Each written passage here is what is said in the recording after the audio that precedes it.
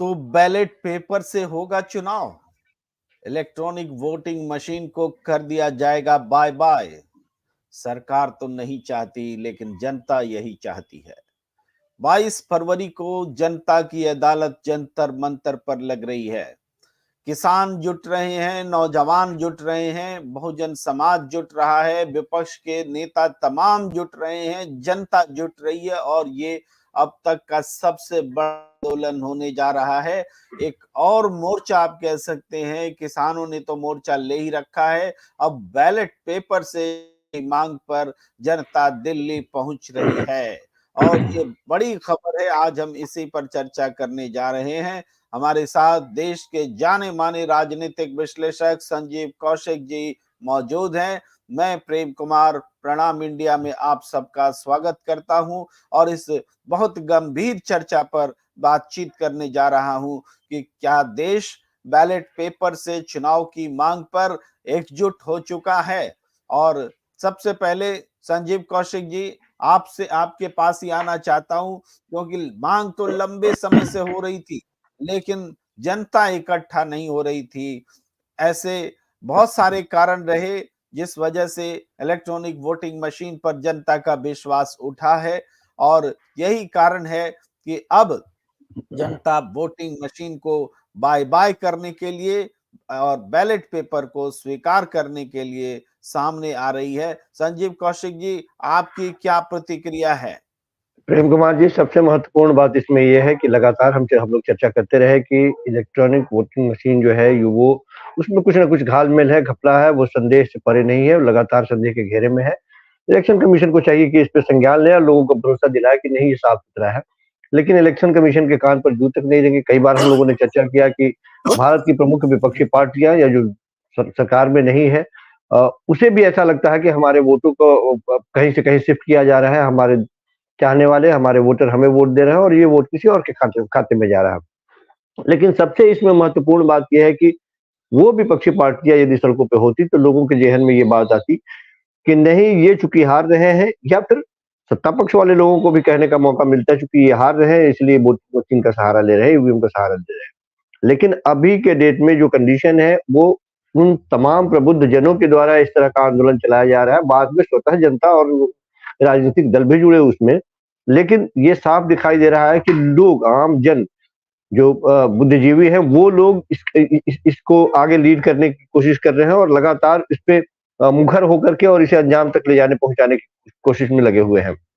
ये बहुत बड़ी बात है और ये अच्छी बात भी है, क्योंकि जनता को एहसास जब तक नहीं हो कि आपके वोटों को कहीं और शिफ्ट किया जा रहा है, आपके वोटों को छीना जा रहा है, चुराया जा रहा है, उस पर डकैती की जा रही है, तो तब तक ये बात समझ से परे है कि आखिर राजनीतिक वो सीधा अभी भी उनका इल्जाम यही होगा। लेकिन मेरा मानना यह है कि ये एक बहुत बड़ी शुरुआत, और जिस तरह से कल के जो फैसले आए सरकार के विरोध में, जिस तरह से कोर्ट ने बिल्कुल दो टूक कहते हुए, लताड़ लगाते हुए जो फैसले दिए, ये कहने में कोई गुरेज नहीं है कि एक उम्मीद की किरण भी जगी है। इस पे भी सुनवाई और इस पे भी संज्ञान ले कोर्ट और इस पर भी गंभीरता पूर्वक विचार करे। निश्चित तौर पर ये स्वागत योग्य है। जी प्रेम कुमार जी जी।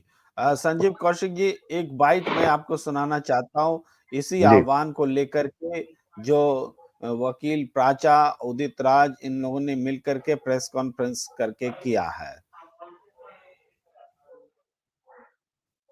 और श्री राजेंद्र पाल गौतम जी का, दोनों राष्ट्रीय स्तर के विभूति हैं, जो सामाजिक न्याय की प्रहरी हैं और ईवीएम को लेकर के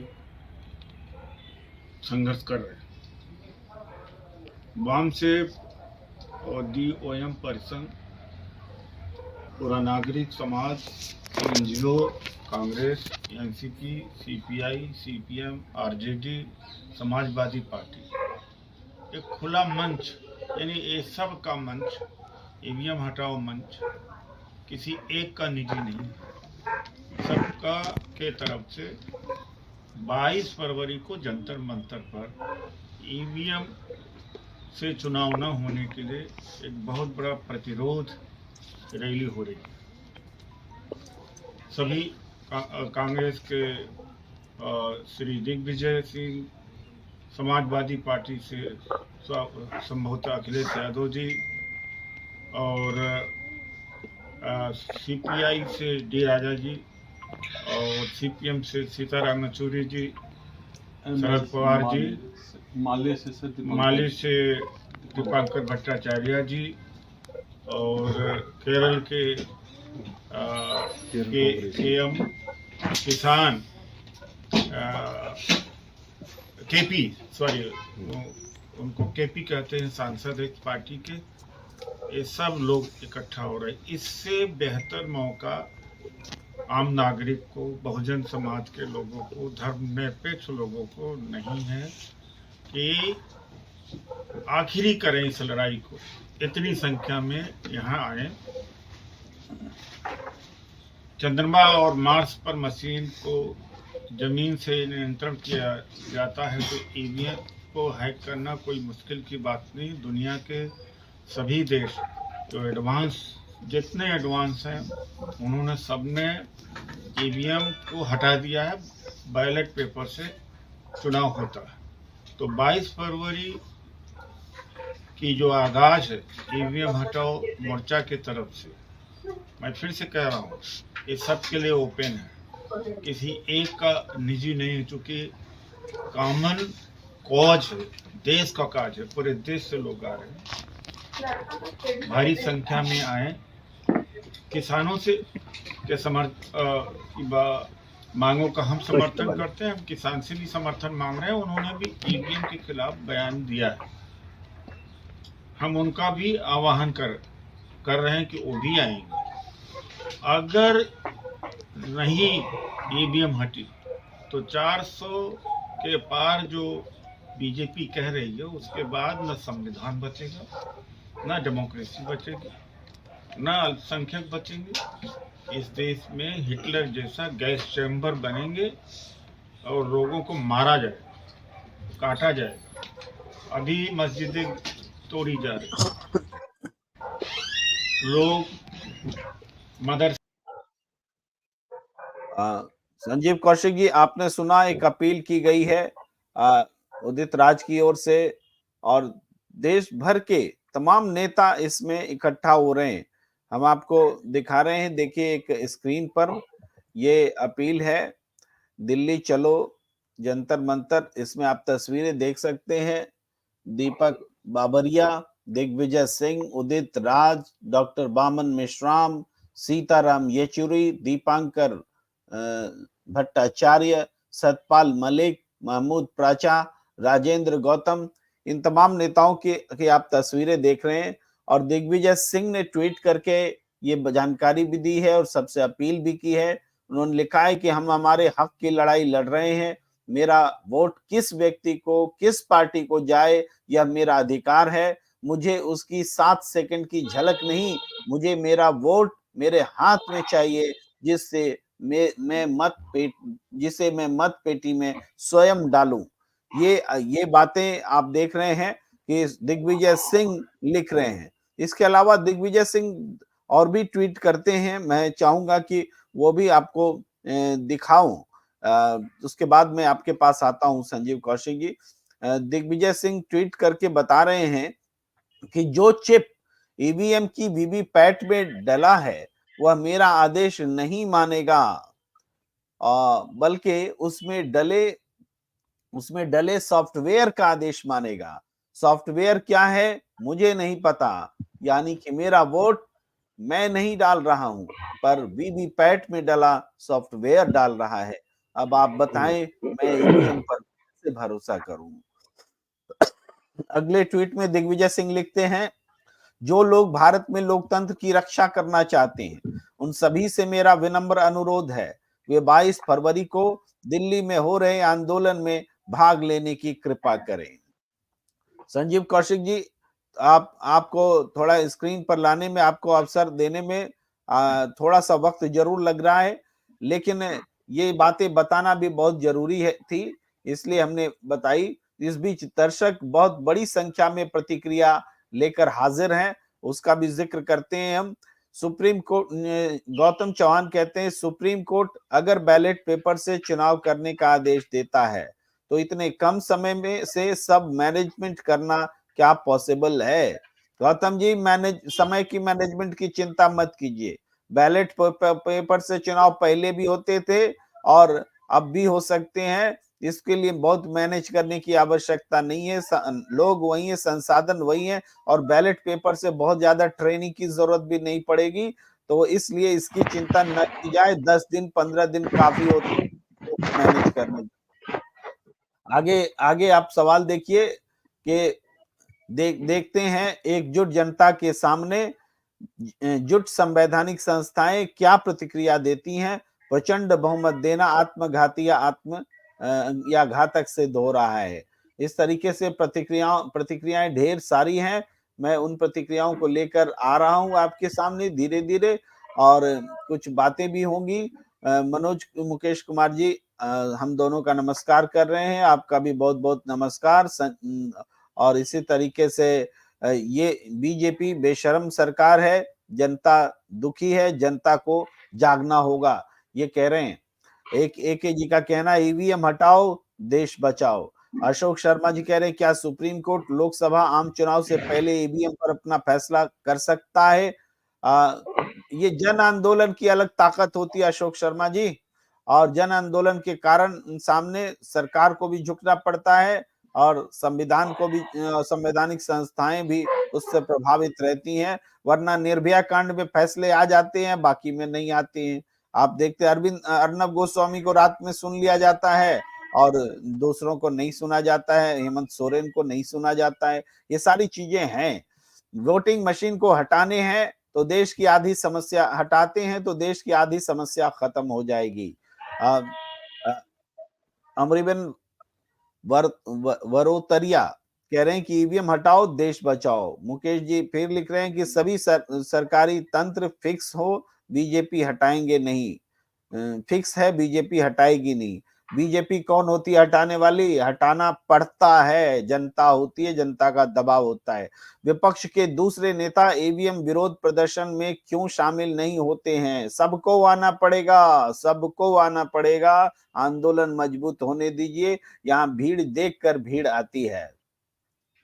चुनाव मशीन पर बात करनी है तो पहले सैम पेत्रोदा जी को सुने प्लीज। देश सुन रहा है सैम पेत्रोदा जी को, और कई चैनल में वो इंटरव्यू भी दे रहे हैं। आपका प्रोग्राम बेहद खूबसूरत है। 22 फरवरी को सभी को दिल्ली के मंत्र प्रदर्शन में शामिल होना चाहिए। इसके अलावा हवाला कांड से इलेक्ट्रिकल बॉन्ड हो सकता है, बदले में कॉरपोरेट फायदा करवाते हैं क्या? ये बात मेरी समझ में नहीं आई। अब की बार मोदी फरार, फिर नारा बुलंद करें। बहुत बढ़िया नारा दिया है सैमुअल जी ने। एक और प्रतिक्रिया, ईवीएम हटाओ देश बचाओ। मैं आग्रह करूंगा कि एक ही प्रतिक्रिया को रिपीट ना करें। रविकांत पटेल कहते हैं कि सर ईवीएम जो 19 लाख गायब है उसे भी केस होना चाहिए, उस पे भी केस होना चाहिए। बिल्कुल, ईवीएम हटाओ देश बचाओ, जनता जागो। देखते हैं एकजुट जनता की आवाज पर एकजुट संवैधानिक संस्थाएं क्या प्रतिक्रिया देती हैं। ये तमाम प्रतिक्रियाएं हमारे सामने हैं, लगातार प्रतिक्रियाएं आ रही हैं। बीजेपी जीत भी गई तो क्या फर्क पड़ेगा, और आप अपोजिशन पार्टी स्ट्रांग होगा, ये भी आशावाद है, बढ़िया आशावाद है। धर्म सिर्फ आस्था तक सीमित रहना चाहिए, धर्म का राजनीति में उपयोग करना गलत बात होगी, ये कह रहे हैं एके जी। और हमारे मित्र हरदेव जोशी जी जय हिंद लिख रहे हैं, आपका भी बहुत बहुत स्वागत है। और इवन ईवीएम से चुनाव होना है तो बिना चुनाव के बीजेपी को 420 सीट दे देनी चाहिए। हम बैलेट से सरकार करेंगे वोट, वरना नो वोट लॉट रेसिंग। ये भी एक आवाज है कि चुनाव हो तो बैलेट पेपर से हो, वरना ना हो। मूछे हो तो नथुलाल जी जैसी हो, वरना ना हो। संजीव कौशिक जी जैसी मूछे ना हो। तो संजीव कौशिक देखिए, जो प्रतिक्रियाएं आई हैं, हम चाहेंगे कि आप जरूर इस पर प्रतिक्रिया दीजिए। जनता बहुत उत्साह में है। जनता, आप प्रतिक्रियाएं मैंने लगातार इसलिए सुनाई कि लोग देखें कि ये सिर्फ आंदोलन की अपील नेता नहीं कर रहे हैं, आम जनता इस अपील में शामिल है कि बैलेट पेपर से हो चुनाव, ईवीएम को स्क्रैप करो। देखिए प्रेम कुमार जी, आसान नहीं है लेकिन असंभव भी नहीं है। क्योंकि हमने देखा है कि जब जनता के प्रभाव में और जनता जन आंदोलन करती है और सड़कों पे जब वो उतरती है तो निश्चित तौर पे उसका व्यापक असर पड़ता है और सरकारें भी झुकती है। ये सरकार अपने कदम को पीछे खींचने में बहुत आनाकानी करती है, मजबूती की वजह से हर बार वो जन आंदोलन को ही पीछे ढकेलने का प्रयास करती है, पूरी ताकत लगाती है। लेकिन हमने देखा है, एक बार नहीं कई बार हमने देखा है कि सरकार को भी कदम पीछे खींचने पड़े हैं, इतने मजबूती के बावजूद। ईवीएम के प्रति लोगों के मन में संदेह होना स्वाभाविक इसलिए भी है, क्योंकि चुनाव से पहले यदि सत्ता में बैठे हुए लोग यदि एक निश्चित संख्या की बात बता रहे हो, तो लोगों के ज़हन में ये बात बैठती है कि आखिर ये संख्या बताने के पीछे का आधार क्या है? आपने काम किया है, बेहतर काम किया है, अच्छा काम किया है, बुरा काम किया है, ये जनता के बीच में जाएँगे, अपनी बात को रखेंगे और उसके आधार पर जनता वोटिंग करेगी, फिर लोगों के बीच में ये नतीजे आएँगे, उसके बाद पता चलेगा। आप एक निश्चित संख्या के बारे में बता रहे हैं और धक्के की चोट पे बता रहे हैं, ज़ाहिर-सी बात है कि कुछ न कुछ गड़बड़ी है। तो ये भी एक संदेह के घेरे में जाता है। आज जो लोग सत्ता में बैठे हुए हैं, आप याद कीजिए कि इससे पहले जब वो विपक्ष में थे, तो इसी ईवीएम को लेकर के उन्होंने भी आंदोलन छेड़ रखा था और इतनी मोटी इनके राष्ट्रीय प्रवक्ता ने तो किताब लिख मारी थी ईवीएम को हैक करने के लिए, जीवीएल नरसिम्हा राव मुझे याद है। तो वो तमाम चीज़ें हैं कि ईवीएम यदि सस्पेक्टेड है, तो सबसे पहले ये इलेक्शन कमीशन का कर्तव्य बनता है कि वो लोगों के बीच में आए और ये बात क्लियर करे। सवाल ये है कि एक ऐसा मशीन आप जिस मोबाइल से बात कर रहे हैं, जिस कंप्यूटर से बात कर रहे हैं, उसके तमाम इंजीनियर हैं, सारे लोग जानते हैं इसके फंक्शन को जानते हैं लगभग-लगभग कुछ 20%, 50, 60, 80, 100% जानने वाले लोग भी हैं। लेकिन एक ईवीएम मशीन ऐसा है जिसे कोई न डॉक्टर उसके बारे में जानता है, न इंजीनियर जानता है, न सॉफ्टवेयर इंजीनियर जानता है, न वकील जानता है, न प्रोफेसर जानता है, न आप जानते हैं, न नेता जानता है, न पक्ष में जानता है, न विपक्ष में जानता है। आखिर कौन-सी ऐसी तकनीक है जो केवल चुनाव आयोग और सरकार जानता है उसके बारे में? लोगों के बीच में ये तो क्लियर होना चाहिए कि ये मशीन आखिर करती है, किस तरह से काम करती है और लोगों के बीच में यह नहीं जाने देना और इलेक्शन कमीशन द्वारा और सरकार द्वारा ये बात कहना कि नहीं मैं कह रहा हूँ आप हमारी बात मान लीजिए ये साफ-सुथरा है। इसमें कहीं कोई घाल-मेल नहीं है। तो सरकार की या तो आप आँखों पे पट्टी बाँध लें, सरकार की बातों को यकीन कर लीजिए, उसी पे यकीन कर लीजिए और लगातार दिखाई दे रहा है कि जिस तरह से ईवीएम से पहले की गिनती, वो बैलेट पेपर से जो गिनती निकल रही है वो गिनती और बाद में ईवीएम के खुलते सारे जो मंजर बदलते हुए दिखाई दे रहे हैं, वो कई बार संदेह के घेरे में कई बार नहीं, हमेशा संदेह के घेरे में रहते हैं कि जो बैलेट पेपर से जो पार्टी के लोग दूसरे पार्टी के लोग जो बढ़त बनाए रहते हैं, अचानक ईवीएम खोलते वो पीछे पिछड़ते हुए दिखाई देते हैं। और आगे कौन बढ़ता है? कमाल की बात ये है कि आगे भी बढ़ता है तो केवल और केवल सत्ता पक्ष के लोग बढ़ते हुए दिखाई देते हैं। तो ज़ाहिर-सी बात है कि ईवीएम के अलावा बैलेट पेपर में सत्ता पक्ष पिछड़ता हुआ दिखाई देता है जब वो पेटी मत पत्रों का पिटारा खुलता है तो और उसके बाद में अचानक इनकी बढ़त बढ़ती है जो ही ईवीएम खुलता है। तो ज़ाहिर-सी बात है कि सस्पेक्टेड तो है ही, वो संदेह के घेरे में तो है ही। तो इसको यदि सारी विपक्षी पार्टियाँ या तमाम देश के लोग यदि ये बात कह रहे हो कि नहीं आप इसे हटा दीजिए या बैलेट पेपर से आप चुनाव करवाइए, निश्चित तौर पे इस पे ध्यान देने की ज़रूरत है। लेकिन सरकार अपने मद में मस्त है, वो ज़बरदस्ती और जिद पर करने की आदत है उसकी। लेकिन लोगों का जब जन सैलाब सड़कों पे उतरेगा और लोग जब उस सरकार के विरोध में जब खड़े होंगे तो निश्चित तौर पे उसका असर भी होगा। मैंने कहा कि जी। पिछले कुछ नतीजों से कोर्ट के भी नतीजों से लोगों को अंदर एक विश्वास की आशा की किरण एक दिखाई दी है कि कोर्ट भी इस पे संज्ञान ले और कुछ बेहतर फैसले हो सकते हैं और दबाव तो बड़े-बड़े सरकारों की हेकड़ी निकाल देती है दबाव। आप यदि गलत कर रहे हैं और गलत नहीं भी कर रहे हैं, तो भी आपको आके क्लियर बताना चाहिए कि ये सिस्टम है और ऐसे ये काम करता है। लेकिन चुप्पी साध जाना, हमारी बातों पे यकीन करें और आप अपनी मनमानी करते रहे, ये नहीं चलेगा। लोगों को लगता है कि ईवीएम के द्वारा सरकार खेल कर रही है और हमें भी ऐसा लगता है, आपको भी ऐसा लगता है, तमाम उन लोगों को लगता है जिन लोगों को ये बात इस बात से जो इत्तेफ़ाक रखते हैं कि बैलेट पेपर में जो पार्टी या जो बढ़त है वो अचानक पीछे कैसे चला जाता है, तो उसका जवाब कुछ नहीं मिलता। तमाम इससे पहले के कंप्लेन 2019 के कंप्लेन वैसे ही रखे पड़े हैं, उसके बारे में कोई निदान नहीं है। तो सरकार की चुप्पी, इलेक्शन कमीशन की चुप्पी और जबरदस्ती ईवीएम से ही इलेक्शन कराने की जिद बहुत कुछ सस्पेक्टेड बनाता है।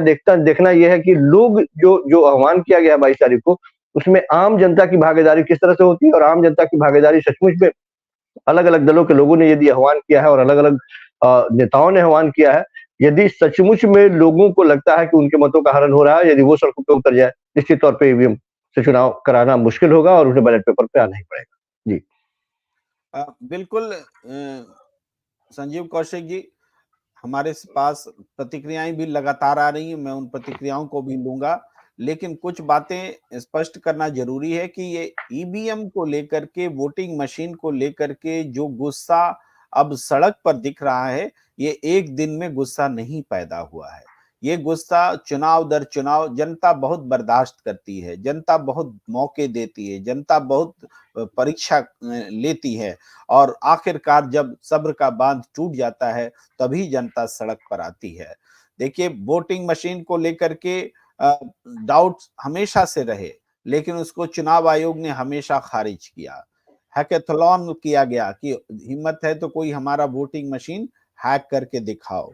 आम आदमी पार्टी के नेता सौरभ भारद्वाज ने उसको हैक करने की कोशिश की, तो फिर कहा कि आप इसको छू नहीं सकते हैं। तब सौरभ भारद्वाज ने विधानसभा में इसका प्रदर्शन किया। तब ये कहा गया कि जिस मशीन का उन्होंने प्रदर्शन किया है वो हमारा वाला ईवीएम है ही नहीं, हमारा वाला वोटिंग मशीन है ही नहीं, इसलिए उसको हम नहीं मानते। फिर आप जानते हैं कि दक्षिण में भी एक जो इस क्षेत्र में जानकार हैं, विशेषज्ञ है, उन्होंने इसका प्रदर्शन करना चाहा, चुनाव आयोग से मांगा कि आप इसको हमें वोटिंग मशीन दीजिए, लेकिन उन्होंने दी नहीं। तब गुजरात से उन्होंने कुछ वोटिंग मशीन को इकट्ठा करके टीवी चैनल पर प्रदर्शन किया कि कैसे वोटिंग मशीन को हैक कर सकते हैं। उसके बाद क्या हुआ, उन्हीं महोदय को जेल भेज दिया गया, क्योंकि उस वोटिंग मशीन जो गुजरात से लाई गई थी, कहा गया कि आपने चुराई है। अब समझिए, यहाँ पर ये दो उदाहरण हमने क्यों दिए, क्योंकि चुनाव आयोग वोटिंग मशीन दे नहीं रहा है कि आप हैक करके दिखाइए। अगर किसी ने कहीं से इंतजाम कर लिया किसी से मांग करके, तो वो गलत तरीके से ही होगा। वो गलत तरीके से इंतजाम किया, ये बात साबित करने के लिए कि वोटिंग मशीन हैक की जा सकती है। और अब जब हैक करके दिखा दिया तो चुनाव आयोग ये नहीं देख रहा है कि देखो हैक हो गया, वो कह रहा है कि आपने हमारी वोटिंग मशीन चुरा ली। बेईमानी है, बेईमानी। इससे बड़ा बेईमानी का और क्या सबूत हो सकता है। ये ईवीएम बेईमान नहीं है, ये बेईमान है वो सारे लोग जो ईवीएम को इंट्रोड्यूस किए हुए हैं। यहाँ पर आपकी प्रतिक्रिया चाहेंगे, फिर इन्हीं तर्कों को हम और आगे बढ़ाएंगे और अपने दर्शकों से भी अपील करेंगे कि वो लगातार जिस तरीके से बोल रहे हैं उनकी भी बातों को लेंगे और आप अपनी प्रतिक्रिया जारी रखे देना। जी प्रेम कुमार जी, बहुत साधारण बात अभी आज कह रहे थे, बहुत साफ और सफेद क्लियर लहजे में वो कह रहे थे, साफ सुथरे लहजे में, कि यदि आप चांद पे आप अपना मिशन भेज सकते हैं यहाँ से, और उसे यहाँ से यदि आप गाइड कर सकते हैं, उसे यहाँ से देख सकते हैं, जहाँ असंभव सी बात लगती है कि आप वहां पे पहुंचे हुए मशीन को कैसे यहाँ से गाइड कर सकते हैं, तो ईवीएम को हैक करना कौन सी बड़ी बात है। आपके हाथ में जो मोबाइल है, उस मोबाइल के थ्रू आप कहाँ हैं, हम कहाँ हैं, और उसको बेतार से यदि हम जोड़ करके बात कर सकते हैं, दृश्य एक दूसरे से ले सकते हैं, यहाँ से बटन दबाने के बाद में आपके यहाँ प्रतिक्रिया हो सकती है, वाइब्रेशन हो सकता है, बम ब्लास्ट हो सकता है, आपके डेटा चुराए जा सकते हैं, तो फिर ईवीएम हैक करना कौन सी बड़ी चीज है। इसीलिए कहा गया कि ईवीएम के बारे में किसी को कोई जानकारी नहीं है कि ये सिस्टम काम कैसे करता है। आप अपना वाला ईवीएम देंगे नहीं कि उसको हैक करके दिखाने वाले दिखाएं कि ईवीएम में भी चोरी की जा सकती है, उसे हैक किया जा सकता है, और दूसरे पर यदि बताया जाए तो उसकी बात मानेंगे नहीं, आप अपने से क्लियर करेंगे नहीं। केवल सरकार ये बात कहे कि आंख उठ के हम पे यकीन कीजिए, हम साफ सुथरे हैं और हम सही ढंग से इलेक्शन करा रहे हैं। तो जनता को ये जानने का अधिकार है, बिल्कुल जानने का अधिकार है, और उसके लिए जनता यदि सड़कों पे है तो निश्चित तौर पे सरकार को इस बात पे, और तमाम एक नहीं उदाहरण, कई ऐसे उदाहरण है कि विश्व के तमाम लोगों ने इसे पहले अपनाया। जिस देश ने सबसे पहले अपनाया ईवीएम, उसी देश ने खारिज कर दिया। तो जब वो सारे देश इसको खारिज कर सकते हैं तो आपको क्या परेशानी है। या तो आप ये संदेश दूर कीजिए, नहीं तो खारिज कीजिए, बैलेट पेपर से कराइए आप चुनाव। तो ये इसमें बुरा ऐसा क्या है। लेकिन लगातार बिना इलेक्शन के निश्चित संख्या के बारे में बताना, इतने आत्मविश्वास के साथ 50 साल राज करने की बात करना, एक दलीय प्रणाली विकसित करने की जो मंशा है, वो सारी चीजें दिखाती है एक तरफा की सब कुछ ठीक ठाक नहीं चल रहा है अंदर का। तो देखते हैं जनता किस तरह से इस पर प्रतिक्रिया देती है। जी प्रेम कुमार। संजीव कौशिक जी कुछ प्रतिक्रियाएं लेकर के फिर आते हैं। भारत में चुनाव कानूनों में व्यापक सुधार किए जाने चाहिए। प्रेम जी, आप वोट डालने चाहे कौशिक जी के साथ, पता चले आपका नाम ही मतदाता सूची में ना हो, ब्लॉक को सेट करके भारी संख्या में नाम गायब कर दिए जाते हैं, ब्लॉक रिप्रेजेंटेटिव को सेट करके, ऐसा कहना चाह रहे हैं। मुकेश कुमार जी कहते हैं रेवड़ी में 400 के पार जब बोला जा रहा है, रेवाड़ी में तो देख लेना पीएम ने सब फील कर रखा है, सब फीड कर रखा है। ऐसा समझिए। जी। 2024 के लोकसभा चुनाव में आरएसएस बीजेपी किसी भी कीमत पर चुनाव जीतने की कोशिश करके जीतना चाहेगी, उसे रोकना होगा, केवल जनता ही रोक सकती है। और भी प्रतिक्रियाओं पर आएंगे, संजीव जी त्वरित प्रतिक्रिया। निश्चित तौर पे अब ये इसीलिए हम चर्चा कर रहे हैं कि एक निश्चित संख्या बता देना और डंके की चोट पे बता देना, निश्चित तौर पे एक आम जनता के ज़हन में यही बात जाएगी। आप यदि ये बात कहते कि नहीं, आपके प्रयास से अब आपके बीच में है, हमने काम किया है, काम की एक फ़हरिस्त बनाया, सूची बनाया, लोगों के सामने रखे, लोग आपसे खुश हों, आपको वोट दें, कोई ऐतराज़ नहीं। लेकिन जनता मतलब के वोट देने से कौशिक पहले जी ऐसा लगता है कि तुम वोट दो या ना दो, हम 400 पार आएंगे ही, यही बस फीलिंग जा रहा है ना। ये मैसेज इसका यही जा मतलब रहा है और यही से जनता परेशान है। ये सीधे वोटरों को ललकारा जा रहा है कि तुम क्या हो, तुम वोट दो या ना दो, जीत के तो हम ही को आना है और 400 पार भी आएंगे। तो और आगे और वोटर प्रतिक्रिया इसीलिए लेते हैं परेशान है। जी, जी। कि ये एमपी राजस्थान में पोस्टल बैलेट पेपर से कांग्रेस जीत गई थी, लेकिन ईवीएम से बीजेपी जीत गया।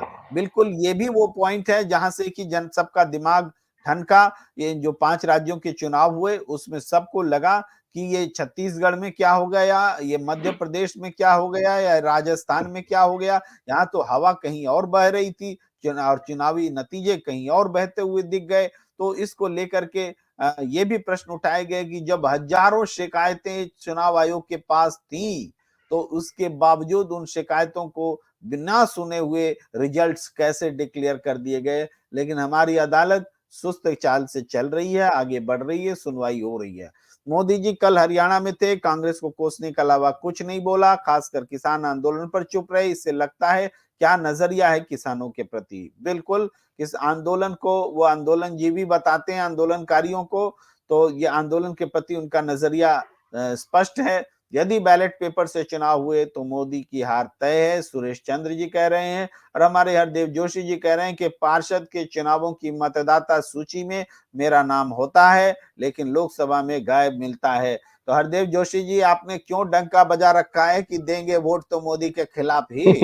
ये खत्म कीजिए, आपका वोटर लिस्ट में नाम वापस आ जाएगा। ईशा सिंह जी कह रहे हैं कि even because of EVM some BJP supporters will not go to vote because they will think why to go and waste time as BJP is going to win। बड़ा सवाल है, ईशा सिंह जी कह रही हैं। संजीव कौशिक जी आपका ध्यान लेना चाहते हैं कि भाई खुद बीजेपी के लोग भी वोट देने क्यों जाएंगे, जान रहे हैं कि हम तो जीतेंगे, हमारी पार्टी जीतेगी। अब लाडली योजना का क्या काम, भाई भगा दिया शिवराज सिंह चौहान को कि क्या लाडली योजना लगा रखा है। लाडली योजना से थोड़े है, हमने तो ईवीएम से जीता है, हटो तुम, आएंगे मोहन यादव। क्या कहेंगे ये उन, संजीव उन, जी ईशा उनका सिंह उन, उनका दर्द साफ झलकता है और वो साफ ये बात कहते हैं कि ये जो वोट मिलना था या जो लोगों के बीच में वो जा रहे थे, अपने काम के बारे में वो बता रहे थे और अपनी योजनाओं के बारे में उन्हें ऐसा लगता था कि लोगों ने उसके वजह से, लेकिन जिस तरह से उनको दरकिनार किया गया, ये बात बिल्कुल मैसेज लोगों के बीच में गया कि उसमें शिवराज सिंह चौहान के लिए कोई स्पेस नहीं है, उनके कामों की कोई उसमें भूमिका नहीं है। वो केंद्रीय सरकार की भूमिका है जिसकी वजह से इतना प्रचंड बहुमत मिला और जीत। तो ये साफ दिखाई देता है उनके अपने लोग, ये बात बिल्कुल हम सहमत हैं ईशा सिंह की बात से कि उनके अपने लोग भी क्यों वोट देने जाएंगे जब ये खानापूर्ति की बात है। मैं लगातार ये बात कहता चला आया कि जिस तरह से आत्मविश्वास के साथ लगातार और 50 सालों तक किसी सरकार ने इस तरह की कोई बात अभी तक नहीं कही कि 50 सालों तक लगातार हम सत्ता में बने रहेंगे और शासन करेंगे और किसी की हिम्मत नहीं है हटाने की, उठाने की। इलेक्शन से पहले संख्याओं का क्लियर कर देना कि इतने संख्या हमारे पास आ रहे हैं इस बार इतनी बड़ी संख्या, और लगातार वो सारी वो कल आप सुन रहे थे मोदी जी के पास ये वक्त था कि वो इसके बारे में चर्चा करे कि अबू धाबी में जाकर के मंदिर का उद्घाटन करके आए, ये हमारे लिए बहुत बड़ी उपलब्धि है। लेकिन बगल में किसान किस तरह की स्थिति में है, उनके ऊपर आंसू गैस छोड़े जा रहे हैं, छर्रा शरीर पे मारे जा रहे हैं, उसके बारे में चर्चा करने के लिए उनके पास 2 शब्द भी नहीं था। वो लगातार दिख रहा है कि वो अपने जिस रास्ते से वो जा रहे हैं उनको इस बात का भरोसा है कि जनता वोट दे, जनता गुस्से में रहे, जनता कुछ भी करे, हमारे पास ऐसे सिस्टम है। और यही सब देख करके जनता का माथा ठनका हुआ है, दिमाग गर्म हुआ है कि आखिर ऐसा कैसे हो सकता है कि इलेक्शन से पहले कोई राजनेता तय कर ले, कोई पार्टी तय कर ले कि हमारी संख्या कितनी आने वाली है, और वो अपने ही मद में जन सरोकारी मुद्दों को ऐसे दरकिनार किए जा रहा है जिस जैसे कि उससे कोई उसको मतलब ही नहीं है, जबकि जनता को इन्हीं सब मुद्दों पर वोटिंग करना है। तो ये सारी चीजें दिखाई देती है कि सब कुछ ठीक नहीं है, और ठीक को उस गलत को ठीक करना बहुत जरूरी है, जिसकी शुरुआत लगभग हो चुकी है, मुझे ऐसा लगता है। जी प्रेम कुमार जी। देखिए संजीव कौशिक जी, वोटिंग मशीन, हम कह रहे हैं वोटिंग मशीन तो माध्यम है जिससे बेईमानी की जाती है। बेईमानी का जो चीज है वो तो सत्ता के दिमाग में बैठा हुआ है, जिन्होंने सारी संस्थानों को अपने कब्जे में कर रखा है।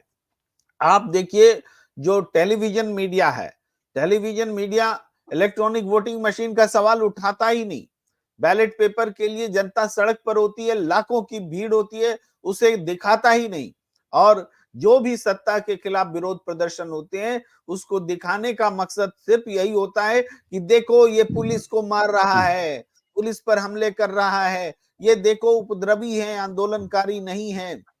इस तरह का संदेश देने के लिए ही टीवी उसको दिखाता है, जबकि वो सड़क पर है, आंदोलन के लिए है, उसके काउच को नहीं दिखाया जाता, जनता पर जुल्म जो हो रहा है उसको नहीं दिखाया जाता। और इस बारे में राहुल गांधी ने एक बात कही है, और उस बात को मैं दिखाना चाहता हूं, बताना चाहता हूं कि टीवी मीडिया किसको दिखाता है और किसको नहीं दिखाता है। वो बाइट दिखा करके तब मैं फिर दर्शकों की भी प्रतिक्रिया लूंगा, आपकी भी प्रतिक्रिया लूंगा। वो बाइट दिखाना चाहता हूं। मीडिया वाले हमारी बात तो दिखाते नहीं है। मीडिया में आपको 24 घंटा नरेंद्र मोदी जी दिख जाएंगे, ऐश्वर्या राय जी दिख जाएंगी,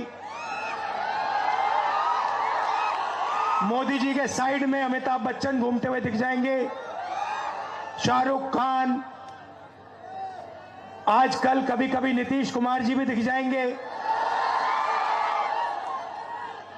मगर तेजस्वी जी और मैं नहीं दिखने वाले।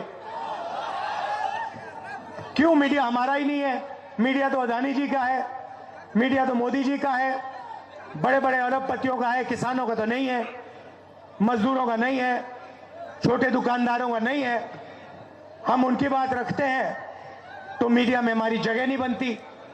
इसलिए हमने भारत जोड़ो यात्रा की। 4000 किलोमीटर हम आपके साथ, हिंदुस्तान की जनता के साथ मिलकर चले। तो आप सुन रहे थे कि राहुल गांधी बता रहे हैं कि मीडिया क्या दिखाती है। हम आपको एक बात और बताना चाहते हैं, अपने दर्शकों से भी शेयर करना चाहते हैं। आज जब मैं इस प्रोग्राम की तैयारी कर रहा था तो मुझे एक बाइट मिली भानु प्रताप जी की, जो वकील हैं और वोटिंग मशीन को लेकर के लड़ाई लड़ रहे हैं। भानु प्रताप जी कह रहे हैं कि हमारी जान को खतरा है। भानु प्रताप जी कह रहे हैं हमें कहीं भी मरवाया जा सकता है, हमारी जान ली जा सकती है, मेरे परिवार की जान ली जा सकती है। वो कहते हैं कि जान लेने का तरीका भी कुछ डिफरेंट होगा, किसी मुसलमान से ही हम पर हमला करा दिया जाएगा और बाद में हिंदू, बल्कि हम और कॉज से इधर उधर हिंदू मुसलमान और बांटने की कोशिश की जाएगी। तो इन चीजों को हम बताना चाहते हैं। उन्होंने कहा कि हमारे ही नहीं, हमारे परिवार के भी टेलीफोन टैप किए जा रहे हैं, सब पर निगरानी रखी जा रही है, कहीं भी कुछ भी हो सकता है। हम देश के अलग अलग हिस्सों में जा रहे हैं, कहीं भी मरवाया जा सकता है। अब इस बाइट को मेरा मन हुआ संजीव कौशिक जी कि हम इस प्रोग्राम में शामिल करें। ये बाइट दिग्विजय सिंह जी ने ट्वीट की हुई थी, तो हमने वहीं से इसको सोचा कि इस बाइट को डाउनलोड कर लें। लेकिन क्या होता है, मैं जितनी बार डाउनलोड करता हूं ये बाइट ना आकर के कोई और आ जाता है, ये बाइट डाउनलोड होती ही नहीं है। संजीव कौशिक जी, ये मेरे समझ में नहीं आया। अपने दर्शकों से भी वो कहता हूं, विजय सिंह जी ने जो ये ट्वीट किया है भानु प्रताप सिंह जी की बाइट, तो उसको डाउनलोड करके देखिए, वो डाउनलोड नहीं होता है भानु प्रताप जी की बाइट, कोई और बाइट कोई और आ जाता है, वो राहुल गांधी या किसी और का उसमें आ जाता है। ये बात भी रहस्यमय है, हमें तो समझ में ही नहीं आ रहा है, हम काम भी करें तो कैसे करें। ये बात मैं इसलिए रख रहा हूं क्योंकि ये अनुभव आज का अनुभव है, और इससे पहले भी एक दिन हुआ था, मुझे लगा मेरी ही कुछ गलती होगी, लेकिन आज फिर वैसा ही देख रहा हूं। मैं कब तक अपने को समझाऊं कि मुझे ही नहीं डाउनलोड करने आता है, ये एक बड़ा सवाल है। अब कुछ प्रतिक्रियाएं भी हैं, लेकिन संजीव कौशिक जी आप कुछ प्रतिक्रिया दीजिए इस बीच में। भाई हमारे प्रेम कुमार जी, जी राहुल गांधी जी जो बात बोल रहे थे, राहुल गांधी जी जो बात बोल रहे थे, ये बात बिल्कुल सही है, चूंकि मुख्य धारा की मीडिया और राष्ट्रीय मीडिया के हिस्से में या वहां पे उपस्थिति हमारी और आपकी लगभग लगभग बराबर सारी जगहों पे रहती है, और हम लोग देखें कि किस तरह से आवाजों को दबाने का प्रयास किया जाता है, किस तरह से मुद्दे को दरकिनार किया जाता है, और कौन से मुद्दे प्राथमिक रूप से उनके लिए प्राथमिकता पाते हैं। तो ये बखूबी हम दोनों जानते हैं इस चीज को कि किस तरह से मुख्य धारा की मीडिया, और मुख्य धारा की मीडिया को छोड़ दीजिए, हमें तो ताज्जुब इस बात से है कि कल रात में हमने एक खबर देखी, आपको थोड़ा हमारे पास रुकते सूचना हुए है कि इस जी इस पर भी आप जरूर प्रतिक्रिया दीजिएगा, ये थोड़ा इंपॉर्टेंट है, मैं भी कुछ बोलूंगा बाद में, लेकिन इस पर आप दीजिए प्रतिक्रिया के ईवीएम से कुछ खेल होगा ऐसा नहीं लगता। इसकी वजह वो बताते हैं कि नीतीश कुमार, जयंत चौधरी, अशोक चौहान जैसों को तोड़ने की जरूरत पड़ती है, और किसानों से बातचीत भी चल रही है, तो ये सब चीजें हो रही, इसका मतलब ईवीएम से कुछ खेल नहीं होगा, तभी तो ये चीजें चल रही है। जी देखिए प्रेम कुमार जी, ये सरकार जो है बड़े स्मार्ट तरीके से राजनीति कर रही है। उसे पता है कि केवल ईवीएम से हम खेल खेलें और सामने दिखाई नहीं दे कि कैसे कैसे लोगों को हम अपने पाले में ला रहे हैं, तो जनता उग्र हो जाएगी अचानक, और जनता प्रतिक्रिया अपना देना शुरू कर देगी, आप सरकार में रहेंगे उसके बावजूद। एक तरह से विरोध के स्वर इतने प्रस्फुटित होंगे कि वो सड़कों पे निकल जाएगी। तो इनकी कोशिश भी ये है कि वो छोटे-छोटे जो पार्टी है, दल है, मुखिया है, या इस तरह के जो लोग हैं जिनका अपना आधार है, उनको अपने हिस्से में लाए, चूँकि दिखाने के लिए भी चाहिए कि किस बेस पे आपने ये वोट पाए हैं। तो ये बड़े स्मार्ट तरीके से ये अपना काम कर रहे हैं। इनको इसके आने और जाने से कोई फ़र्क नहीं पड़ता है, वो सारे करप्ट लोग आएँगे जिनको वो करप्ट करते थे, करप्ट लोग यदि इनके किसी हिस्से में आ रहे हैं, यदि बेकार लोग आ रहे हैं, यदि जो सुस्त लोग थे, काम नहीं करते थे, वो लोग इनके हिस्से में आ रहे हैं, तो उनसे जनाधार का क्या मतलब?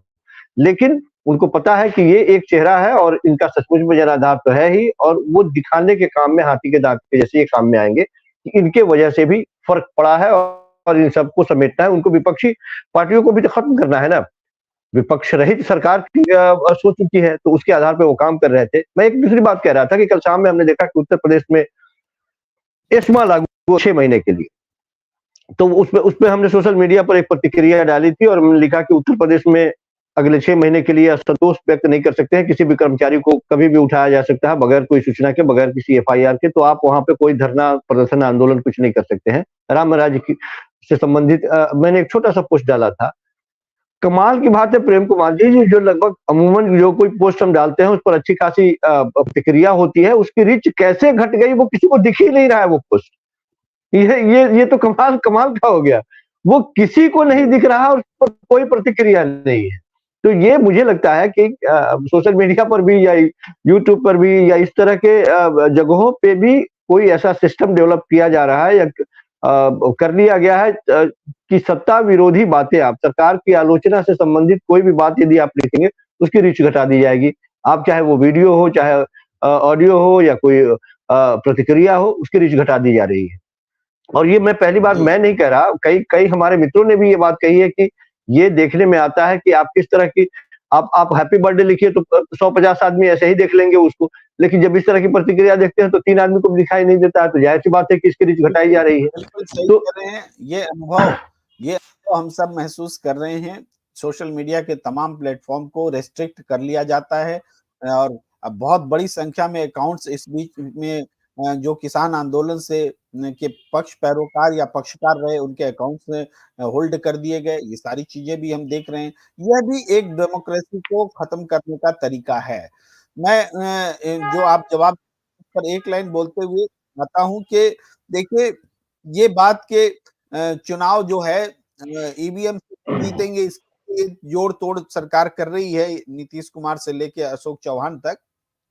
तो वास्तव में ये परसेप्शन देने की कोशिश की जा रही है कि हमारे सामने तो कोई है ही नहीं, तो हम 400 क्या 500 भी सीट जीत सकते हैं।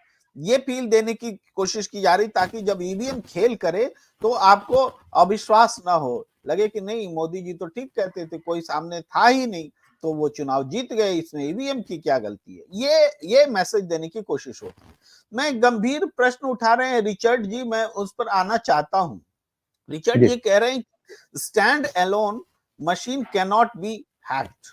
ये बहुत सही बात है तकनीकी रूप से कि मशीन को हैक नहीं कर सकते क्योंकि वो नेट से नहीं है और तमाम चीजें। ये मैनिपुलेशन का मामला है, सॉफ्टवेयर के मैनिपुलेशन का मामला है। तो देखिए शब्दों की इसमें आप जाते हैं तो जरूर आप सही हैं, लेकिन जब हम हैक बोलते हैं कोई चुरा लिया है। अब चुरा कैसे लिया है, तो फिजिकली उसको अपने हाथ से लिया है कि किसी और तरीके से किया है, ये बात अलग है। लेकिन आप तकनीकी रूप से बिल्कुल सही कह रहे हैं। Election commission should be transparent about the software they put in VVPAT. यही तो मूल डिमांड है कि जब इलेक्शन कमीशन ये जान रहा है कि इसको हैक नहीं किया जा सकता है लेकिन मैनिपुलेट किया जा सकता है, तो चलिए हैकिंग वर्ड छोड़ के मैनिपुलेशन पर ही कुछ बोल दीजिए। लेकिन वो ये नहीं कह रहे। हाल में हमने देखा भारत इलेक्ट्रॉनिक्स कंपनी जो ईवीएम बनाती है, उसके बोर्ड ऑफ डायरेक्टर्स में जो इंडिपेंडेंट डायरेक्टर्स हैं, 4 भारतीय जनता पार्टी के पदाधिकारी हैं, और स्वयं उस भारत इलेक्ट्रॉनिक्स के वेबसाइट में इस चीज का डंका पीटा गया है कि बीजेपी के गुजरात के फला जिला के पास जिला अध्यक्ष है, ये लिखा हुआ है उसमें। तो इससे बड़ा प्रमाण क्या हो सकता है। वहां जो जिस चिप की आप बात कर रहे हैं उसके बारे में कहा जाता था कि ये चिप बदला नहीं जा सकता, यानी एक बार जब उसमें सॉफ्टवेयर में कुछ पड़ गया तो उसमें फिर दोबारा चेंज नहीं होगा, चिप बदलना पड़ेगा लेकिन उसमें चेंज नहीं होगा। आज साबित हो रहा है कि नहीं, उसमें चेंज हो सकता है, मैनिपुलेशन हो सकता है। तब इसका मतलब है एक बार आपने कुछ कर दिया, जो प्रोग्रामिंग कर दी, बाद में कोई दूसरा उसमें प्रोग्रामिंग बदल सकता है। तो ये सारी चीजें संदेहास्पद तरीके से आई हैं।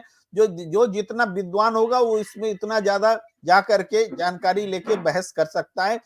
लेकिन हम दर्शकों से विद्वान होने की अपेक्षा नहीं रखते, आम जनता से विद्वान होने की अपेक्षा नहीं रख सकते। हम अपने आप को विद्वान नहीं मानते, हम सीधे जानते हैं कि हमको नहीं पता, मुझे विश्वास नहीं है कि मैं जिसे वोट दे रहा हूं वो उन्हीं को वोट जा रहा है। यही सबसे बड़ा सवाल है और इसी आधार पर वोटिंग मशीन को रद्द करना चाहिए, बैलेट पेपर से चुनाव होना चाहिए। संजीव कौशिक जी आप बोलिए, फिर हम और प्रतिक्रिया लेंगे जी। प्रेम कुमार जी, एक दलील और दी जाती है सरकार की तरफ से। वो तमाम दलीलों में से एक दलील ये भी है कि हमने देखा है कि बैलेट पेपर से जब हम वोट कराते थे तो किस तरह से उसकी लूट हो जाती थी। साहब लूट हो जाती थी तो मत होने दीजिए, आप आपके पास सिस्टम है, आप दोनों हाथ ऊपर कर दे रहे हैं केवल इसलिए कि उससे लूट हो जाती थी और इससे लूट नहीं। तो उससे लोग लूटते थे, इससे आप लूट रहे हैं। चंडीगढ़ तो लूट तो हो गई, नहीं, लेकिन हमने पकड़ा तो आंखों के सामने और कोर्ट ने फटकार लगाई। जिस तरह से कोई फर्क नहीं पड़ता, मैंने कहा कि कोई फर्क नहीं पड़ता। सरकार बड़ी ढीठ है, मजबूत है। लोगों के अंदर जो बौखलाहट है वही परिवर्तन कर सकता है। लोग यदि सचमुच में लोगों को लगता है कि हमारे वोटों का सही इस्तेमाल नहीं हो रहा है, सही जगह पे नहीं जा रहा है, और मशीन की बात लगातार ये बात हम लोग चर्चा करते चले आए कि मशीन गड़बड़ नहीं कर सकता है, मशीन जो सही हो सकता है। तो यही तो हम चाहते हैं कि आप लोगों को मशीन, आप उस तरह के जो एक्सपर्ट की बात अभी हम चर्चा कर रहे हैं कि हम और आप एक्सपर्ट नहीं हो सकते हैं, जनता एक्सपर्ट नहीं हो सकती, एक्सपर्ट को बुलाइए, एक्सपर्ट आने वाले तैयार है। वो बता रहे हैं कि सिस्टम तो बताइए। आप यदि किसी सिस्टम के बारे में, मोबाइल का निर्माण कैसे होता है, यदि हमें जानकारी हो जाए तो हम आपके मोबाइल को कैसे खराब कर देंगे साहब। वो जैसे है वैसे है, लेकिन पता तो चलना चाहिए कि किस तरह से इसमें कौन कौन सिस्टम काम करता है, कैसे काम करता है। इंजीनियर तो हजारों हैं, तो लोगों को ये भरोसा तो हो कम से कम। लेकिन आप सब कुछ पर्देदारी के अंदर, पर्दा के अंदर कर रहे हैं, और जो कर रहे हैं आप कह रहे हैं कि आंख मूंद के हम पे यकीन कीजिए। आप अपनी आंखें बंद कर लीजिए, आप बटन दबाइए, टे बोले, आप देख लीजिए बटन दब गया, आप घर चले जाइए, आप हम पे यकीन कीजिए कि हम सही कर रहे हैं। जबकि लोग को लगता है कि नहीं, हमने जिसको वोट दिया वो वहां तक पहुंचा या नहीं पहुंचा, हमें बताइए, हमें जानकारी होनी चाहिए, क्योंकि हमें यकीन नहीं है कि सही जगह पे पहुंच रहा है। तो ये कर्तव्य बनता है, ये नैतिक कर्तव्य बनता है। लेकिन नैतिक रूप से सरकार, election commission, IT, ED, CBI, उन सारों की क्या स्थिति है वो सब देख रहे हैं और बड़े गौर से देख रहे हैं। जनता भी समझ रही है इस बात को। तो इसीलिए मैंने कहा कि ये एक दलीय प्रणाली विकसित करने की इनकी कोशिश है। जनता ये बात समझ रही है कि लोकतंत्र की खूबसूरती का ये गला घोट रहे हैं। लगातार विपक्षी पार्टियों को अपने खेमे में लाने की जो कवायद है, इसका ये मतलब कतई नहीं कि उनके जनाधार को अपने तरफ लाना है। वो दिखाना चाहते हैं कि हमारे सामने कोई नहीं है। बिल्कुल मैं आपकी बात से इत्तेफाक रखता हूं, और इसी वजह से मैं प्रचंड बहुमत से अभी तक कायम हूं और किसी को सवाल करने का कोई मौका ही नहीं है। तो ये बड़ी स्मार्टली ये राजनीति कर रहे हैं और सब कुछ ध्वस्त करने के चक्कर में लगे हुए हैं। लेकिन ये आंदोलन मुझे लगता है कि अब जब जोर पकड़ना शुरू कर देगा, ये बात भी बिल्कुल सही है कि ये मायने नहीं रखता है। इलेक्शन कमीशन ने यदि तैयारी कर लिया तो इतने बड़े हिंदुस्तान में और इतना बड़ा सिस्टम डेवलप करने के बावजूद क्या कम वक्त है कि बैलेट पेपर से इलेक्शन नहीं कराए जा सकते? कोई बड़ी चीज नहीं है, सरकार यदि चाहे तो। लेकिन सरकार तमाम वो दलीलें देंगी, सरकार इस पे सुनवाई करने के बहाने इस बात को लटकाने की चलिए बात अभी करेगी। हमें पता काल्पनिक दलीलों को जो दी भी नहीं गई है उस पर हम चर्चा क्यों करें संजीव जी कौशिक जी। जब दी जाएगी दलील तो देखेंगे। प्रमोद मांकर जी कह रहे हैं कि महाराष्ट्र में मराठा आरक्षण के लिए आंदोलन कर रहे जरांग पाटिल ने मोदी को महाराष्ट्र में घुसने नहीं देने की बात कही है। अरे मोदी जी की स्वतंत्रता का छीन लेंगे क्या जरांग पाटिल जी? ये तो मोदी जी की आजादी का उल्लंघन होगा, ऐसा कैसे कह सकते हैं? लेकिन कह रहे हैं चलिए, ये आंदोलनकारी की यही भाषा होती है। लोग टीवी चैनल वाले बताते हैं कि देखिए आंदोलनकारी ऐसे बोल रहा है। मैंने कहा था संजीव कौशिक जी कि आंदोलनकारी की भाषा यही होती है और ये भाषा सुननी पड़ेगी। तो चलिए आगे बढ़ते हैं। रविकांत पटेल जी कहते हैं सर, प्रीवियस इलेक्शन में 2018 में सारे स्टेट हार गए और 2019 में ईवीएम से जीत गई।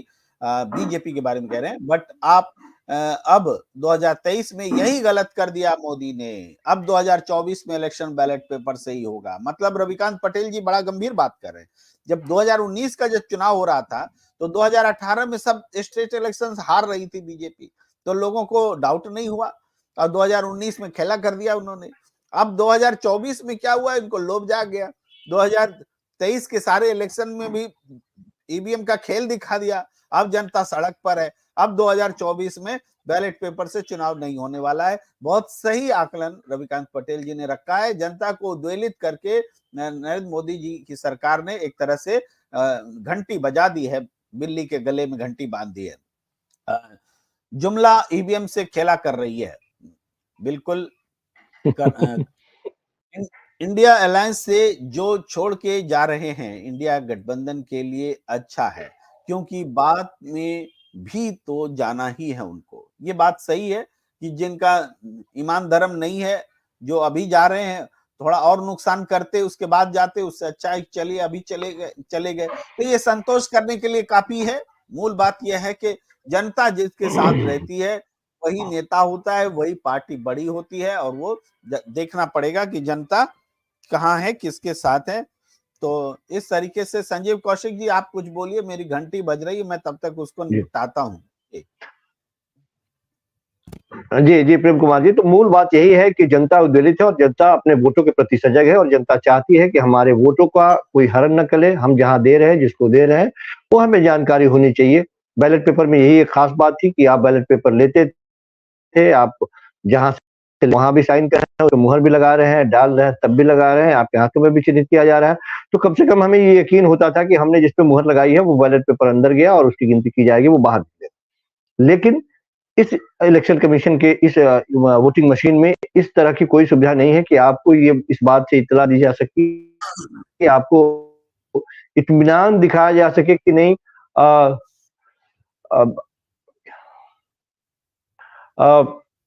एक कॉल आ रही है सर, जरा मैं भी लेना चाहूंगा थोड़ा सा। जरूर जरूर। देखिए आगे प्रतिक्रिया हम लेते हैं। हित नारायण प्रसाद जी कह रहे हैं अगर इस बार मोदी जीत गए तो फिर देश में चुनाव नहीं होंगे। तो आप ये बिल्कुल बड़ी प्रतिक्रिया है, अहम प्रतिक्रिया है। इसके आगे ईवीएम हटाओ, बैलेट पेपर लाओ, इलेक्टोरल बॉन्ड से पैसे चोरी किए Modi, supreme court exposed Modi yesterday, Rahul Gandhi exposed it 6 years ago, whatever Rahul ji said all turned out to be true। तो इलेक्टोरल बॉन्ड के जरिए पैसे चोरी किए गए, इस बारे में राहुल गांधी भाषण दे रहे हैं, सुप्रीम कोर्ट की पुष्टि की है, इसका जिक्र कर रहे हैं हमारे दर्शक। किरण जाकनवार कह रहे हैं कि जो बैरिकेड या सड़क सील किसानों के लिए लगाया गया है, वही बैरिकेड पुलवामा में किया जाता तो देश के सिपाही बच जाते, पर नेता को कुर्सी चाहिए, कुर्सी के लिए खून की नदियां क्यों बहाई जाए। बिल्कुल जेन्युइन सवाल आप उठा रहे हैं जो हमारे मन मस्तिष्क में हमेशा घूमता रहता है, आखिर पुलवामा हुआ ही क्यों। विपक्षी पार्टियों के 200 लीडर बीजेपी ज्वाइन करने जा रहे हैं समय समय पर। चलिए बड़ी जानकारी रखते हैं आप प्रमोद मांकर जी। और एक ये कह रहे हैं 2024 चुनाव में जनता नेता का चेहरा को नहीं, संविधान लोकतंत्र बचाने को वोट करेंगे। बिल्कुल ये इम्पोर्टेंट बात है और ऐसा हुआ तो फिर सत्ता औंधे मुंह गिरेगी, इसमें भी कोई दो मत नहीं है। तो हम जो बात कर रहे हैं, जो चर्चा कर रहे हैं, वो है ईवीएम से अगर चुनाव होता है तो फिर चुनाव का कोई मतलब नहीं रह जाता है। ये चुनाव वास्तव में एक ऐसा चुनाव है, संविधान बचाने का चुनाव है और इस बार जनता बहुत दिनों के बाद सड़क पर आ रही है, बैलेट पेपर से वोटिंग कराने के हिसाब से आ रही है। और देखिए ये अपील है, विशाल प्रदर्शन हो रहा है 22 फरवरी को। बड़े-बड़े राजनीतिक नेताओं का भी जुटान हो रहा है। इसमें लेफ्ट भी है, राइट भी है, मध्य मार्गी भी है, कांग्रेस भी है, तमाम नेता हैं जो आ रहे हैं, इकट्ठा हो रहे हैं। दिग्विजय सिंह ने ट्वीट किया है, सबसे अपील की है और निश्चित रूप से एक अपील हम आपको लास्ट में सुनाना चाहते हैं जो उदित राज ने की है, प्राचा जी ने की है प्रेस कॉन्फ्रेंस करके। आइए उसको एक बार सुन लेते हैं और उसके बाद इस कार्यक्रम को यहीं पर समाप्त समझ लेते हैं इस ट्वीट के, इस प्रेस कॉन्फ्रेंस के साथ। बुलडोज किए जा रहे हैं, घर बुलडोज किए जा रहे हैं, नौकरियां छिन जा रही और नौजवानों से खास तौर से। जब वो ईवीएम से जीतेंगे तो फिर नौकरी नहीं देंगे, इसलिए नौजवान अगर नौकरी चाहता है तो ईवीएम हटाओ आंदोलन का हिस्सा भी बने, वरना उसको नौकरी नहीं मिलेंगे। सरकार ईवीएम की होगी, डिक्टेटरशिप इस देश में लागू हो गई है। करीब ये सारे नागरिक समाज की जिम्मेदारी बनती है। तो मैं यही आह्वान करूंगा अन्य संगठनों से भी कि 22 फरवरी को जंतर मंतर पर भारी से भारी संख्या में पहुंचे। कोई किसी को दावत दे या न दे, ये सब अपना मान करके आए वहां पर। यह सबके हित की बात है, देश की हित की बात है। मैं फिर से धन्यवाद करूंगा महमूद पराचा जी का और राजेंद्र पाल गौतम जी का कि अब जितने बहुजन जनाधार के लोग हैं सब इकट्ठा हो रहे हैं। संभवतः पहले बार ऐसा प्रयास हो रहा है। बावन मेसराम जी जब तारीख तय करी गई थी तो इसके बुनियाद में वो थे। तो हम देखते हैं कि पूरा देश का मूवमेंट का फिर से ध्रुवीकरण हो रहा है और इसका परिणाम जरूर निकलेगा। धन्यवाद।